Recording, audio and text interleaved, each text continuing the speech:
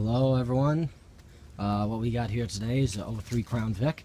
We're getting cylinder 8 misfire code, so first thing I'm going to do is try changing the coil pack. So this is going to be a quick instructional video on how to change your coil packs.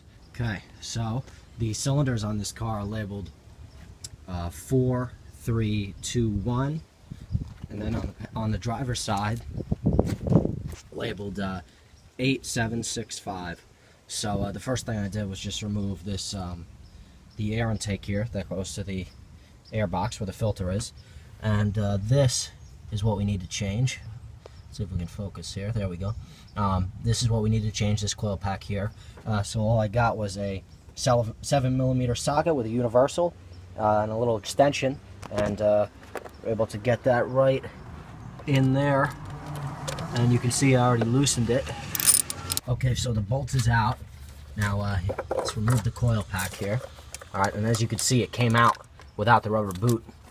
So I don't know if I'm going to be able to get it with my fingers, but I'm going to grab a pair of pliers to get that rubber boot out.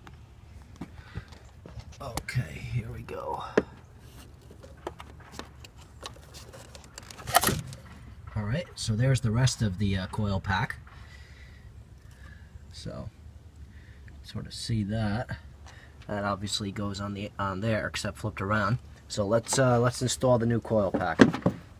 Okay, here is our new Denso coil pack, made in the USA. Very nice. So let's put this baby in.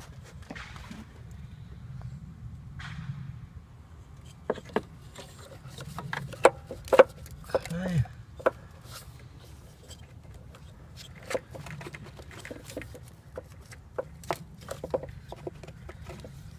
Okay, I think that's in. Oh.